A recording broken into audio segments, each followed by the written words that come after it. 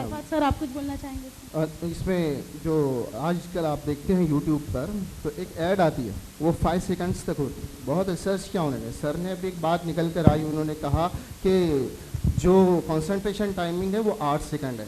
तो 5 सेकंड तक वो ऐड आती है, उसके बाद ऑप्शन आता है स्किप द ऐड, यानी वो उतना जो कंसंट्रेशन टाइम उस वक्त तक अपना मैसेज कंपनीज पहुंचा चुकी होती है। तो सर बहुत अच्छे पॉइंट्स आए हैं यहाँ पर, वेरी नाइस स्टूडेंट्स, तालियों से क्वेश्चन के लिए भी। चलिए अगले नेक्स्ट पर चलते हैं। ओके, हमारा नेक्स्ट क्वेश्चन ये है, how would you inculcate values in your students through subject? आप अपने मजमून के जरिए तलबा के इक़दार की तालीम किस तरह से शामिल करेंगे? देखिए पैनलिस्ट, ये जो क्वेश्चन हमने डाला है कि फ़िलहाल जो एजुकेशन चल रहा है उससे कनेक्ट करेंगे, इंटीग्रेट करेंगे वैल्यूज़ को, ताकि हमारे बच्चे समाज में जब जाए क्राइम रेट 0 तक हो जाए। हम लोग ये चाहते हैं, उस तरह से हम ये चाहते हैं कि उनमें वैल्यूज़ इनकलकेट इस तरह से हो कि सिर्फ वो बिहेवियर से बाहर हो, अपने आप को जाहिर करने वाले बने। तो इसलिए ये टॉपिक लिया है हमने, और हम चाहते हैं कि हमारे पैनलिस्ट अपने सब्जेक्ट के साथ किस तरह से वैल्यू को ऐड करेंगे। बहुत अच्छा, यानी जो टीचर्स हैं वो अपने सब्जेक्ट के साथ वैल्यू को जोड़ देंगे कि हम पढ़ाते वक्त during our lecture how would we deliver values to the students so that they have a complete knowledge और बिहेवियरल चेंजेस उनके अंदर हमको देखने मिले। अब्दुल्ला सर। अस्सलाम वालेकुम। लेसन से पहले की जो हमारी पढ़ाने की तैयारी होती है, लेसन प्लान जो हम बनाते हैं, टीचिंग से पहले जो हम प्लानिंग करके जाते हैं, तो किताब के कंटेंट के लिहाज से हम पहले ही ये तय करते हैं कि जिस लिहाज से कंटेंट है उसे हम उसके लिहाज से हम किस तरह बच्चों को वैल्यूज़ दें। लेकिन कभी कभी पढ़ाने के दौरान हमारे सामने ऐसी भी बातें आती है जो किताब में नहीं होती, और उसके ताल्लुक से भी हमें कुछ ना कुछ बच्चों को वैल्यूज़ दे सकते हैं। मैं मिसाल के तौर पर, अभी बरसात का मौसम है और मैं ज्योग्राफी पढ़ा रहा था, बच्चे मेरी क्लास में कुछ बच्चे कहने लगे कि सर ये केकड़ा पकड़ने जाते हैं वहाँ पानी में। हम बीच में ज़्यादा बारिश हो रही थी तो हमने कहा कि जहाँ ज़्यादा पानी हो वहाँ आपको नहीं जाना है। तो बच्चे बोलते हैं कि ये सर हम केकड़ा पकड़ने जा रहे हैं, बहुत ज़्यादा केकड़ा थैली भर भर के पकड़े। तो इसके ताल्लुक से मैंने बच्चों को ये वैल्यूज़ बताई कि नेचर ने, अल्लाह ने किसी भी जानदार को बेमकसद पैदा नहीं किया है, और हर जानदार का हमारे इकोसिस्टम पे, हमारे माहौलियाती निज़ाम पे उसका असर होता है। और जब बच्चे जिस इलाके में केकड़े ज़्यादा होते हैं, केकड़े ज़मीन में बिल बनाते हैं, मैंने बच्चों को समझाया कि बारिश का जो पानी है वो ज़मीन पर गिरता है और वो बहकर नदी नालों के ज़रिए बहकर चला जाता है। लेकिन जिस इलाके में केकड़े की बिल ज़्यादा होगी तो वो बारिश का पानी बिलों के ज़रिए अंडर वाटर जो लेवल होता है, ज़ेरे ज़मीन जो पानी होता है, तो जिस इलाके में जितनी ज़्यादा केकड़े की बिलें होगी उस इलाके में ज़ेरे ज़मीन पानी में उतना ज़्यादा इजाफा होगा, अंडरग्राउंड वाटर में लेवल उतना ज़्यादा बढ़ेगा। तो इस तरह ये केकड़े भी हमारे इकोसिस्टम का हिस्सा हैं, और इस तरह अगर हम बहुत ज़्यादा केकड़े पकड़ लें तो ये किसी न किसी तरह से हम हमारे इकोसिस्टम को नुकसान भी पहुंचा रहे हैं। और अंडर वाटर लेवल के जो फ़ायदे और नुकसान है वो तो हम अभी नहीं बता सकते, लेकिन हम उस बात को मैंने बच्चों को अच्छी तरह से तफसील में बताया, जिससे बच्चों को ये एहसास हुआ कि हर जानदार, किसी भी जानदार को तकलीफ भी नहीं देना चाहिए, ना किसी जानदार को पकड़ना चाहिए। Thank you Abdullah sir, very beneficial knowledge he has delivered. Value system भी हो गया, पढ़ाई भी हो गई। नेक्स्ट बहुत कंसाइज अपने सब्जेक्ट से वैल्यू किस तरह ऐड करेंगे प्लीज़। जैसा कि हम साइंस पढ़ाते हैं, जब हमारा सब्जेक्ट साइंस है, तो 10 के अंदर उसमें डार्विन थ्योरी दी गई है कि डार्विन जो है साइंटिस्ट, उन्होंने अपनी थ्योरी पेश की है। उसमें उन्होंने कहा है कि जो काबिल है वही ज़िंदा रहते हैं और जो काबिल नहीं है वो मर जाते हैं। मतलब ये है कि जो एबल रहेंगे वही सर्वाइव कर सकते हैं। उन्होंने मिसाल दी कि मुर्गी के बहुत सारे बच्चे होते हैं, चूज़े होते हैं 10, 12, 20 जो भी, लेकिन उसमें रहने के लिए, उनके खाने पीने के लिए उनमें आपस में कंपटीशन होता है। जो कंपटीशन में कोशिश करता है, अपने आप को काबिल बनाता है, वो ज़िंदा रह जाता है, बाकी आगे चलते बहुत सारे बच्चे मर जाते हैं। इसी तरह हम उसको बच्चों को ये वैल्यू देते हैं कि आज का दौर जो है वो कंपटीशन का दौर है। आगे एंट्रेंस एग्ज़ाम बहुत सारे होते हैं, कंपटीशन बहुत बढ़ गए हैं। अगर आपने कंपटीशन में आगे अपने आप को एबल बनाया तो इंशाल्लाह आप तरक्की करेंगे और आप काबिल बनेंगे। Thank you Muzakkir sir. कोई और हमारे पैनलिस्ट में से इस बारे में कुछ रिलेट करना चाहेगा? आसिम सर।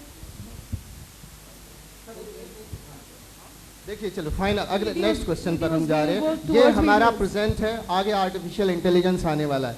देखिए जरा इस वीडियो के जरिए क्वेश्चन है, थोड़ा स्लो, एक मिनट एक वीडियो बताया जाएगा यहाँ पर जो फ्यूचर्स कैसा हो सकता है अब हमारे टीचर्स को किस तरह से बच्चे तैयार करने।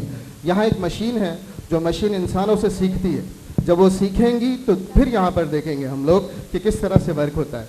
सर स्टार्ट कीजिए सर। इसमें देखिए एक मशीन है और एक तलवारबाजी का चैंपियन है, 5 यूएस के तलवारबाजी का चैंपियन है। उस चैंपियन को सेंसर्स लगाए जा रहे हैं, मशीन उस सेंसर से सीखती है। लाइट्स ऑफ करना पड़ेगा सर मेरे ख्याल से, दिख नहीं प्लीज रहा। लाइट ऑफ कर दीजिए, थोड़ा स्टॉप कर दीजिए वहां पर।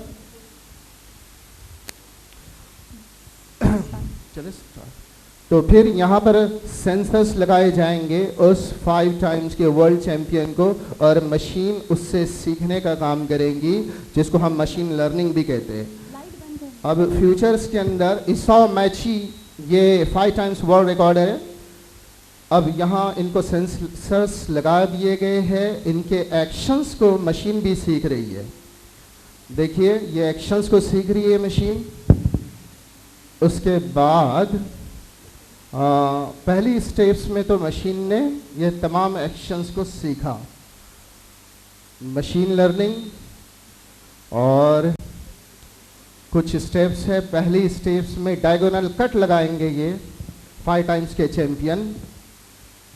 मशीन भी इसको सीखती है और मशीन भी अब देखिए एक डायगोनल कट लगाएंगी, तो मशीन ने इसको सेंस किया, मशीन ने सीखा, मशीन ने भी डायगोनल कट लगा दिया फर्स्ट स्टेप में।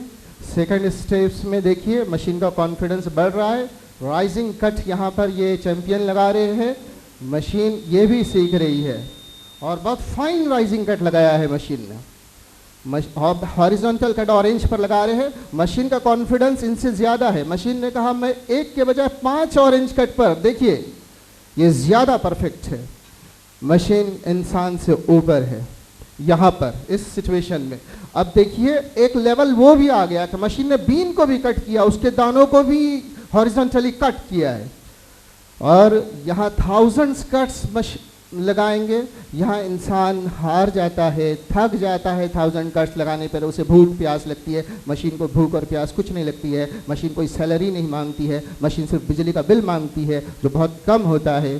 तो ये आने वाला हमारे बच्चों का फ्यूचर है जहाँ पर जॉब्स बहुत कम ना के बराबर रहेंगे, ह्यूमन्स को रिप्लेस करने जा रही है। सर अगली स्लाइड पर जाइए।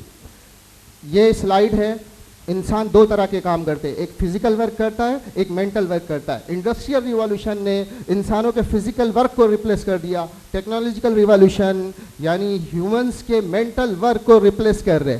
तो हम जरा हमारे पैनलिस्ट से ये पूछने जाएंगे कि फिर हमारे बच्चों को इन चैलेंजेस से निपटने के लिए कौन सा एजुकेशन देना होगा। ठीक है, question over to you. Yes Asim sir. जी, आर्टिफिशियल इंटेलिजेंस और मशीन लर्निंग से लड़ने के लिए हमें बच्चों को हर एक लाइन पर वाई सिखाना पड़ेगा। इसकी एग्जांपल से मैं बात करूं तो मेरे सब्जेक्ट की जगह एक जनरल सब्जेक्ट की एग्जांपल देता हूं, हिस्ट्री की। हिस्ट्री में पानीपत की पहली जंग, दूसरी जंग, तीसरी जंग, सवाल इस तरह होता है कब हुई, किसके दरमियान हुई। इससे ऊपर उठकर अगर हम ये सिखाने की कोशिश करें कि पानीपत ये बैटलफील्ड क्यों चुनी गई, ये जवाब इंटरनेट पे भी मौजूद नहीं रहेगा। अगर हम इस तरह से सिखाएं कि अगर गांधी जी आज जिंदा होते तो गांधी जी का आज क्या रोल होता, क्या वो सत्याग्रह करते या नहीं करते, मशीन इसका जवाब नहीं दे सकती है। मशीन इनोवेटिव और क्रिएटिव आइडियाज़ नहीं सीख सकती है, ना डेवलप कर सकती है। उसे जो प्रोग्राम किया गया है वही कर सकती है। Hello, thank you very much. देखिए सर, ये पहली मर्तबा हमने पैनल डिस्कशन कह लो उसको या एक तरीके से डिबेट कह लें, ये हमने पहली मर्तबा तजुर्बा किया था। जोरदार तालियां मैं मुबारकबाद देता हूं पूरी टीम को, यासर सर, हिना मिस, आप लोगों को मुबारकबाद, पूरी टीम को मुबारकबाद। और मैं पूरी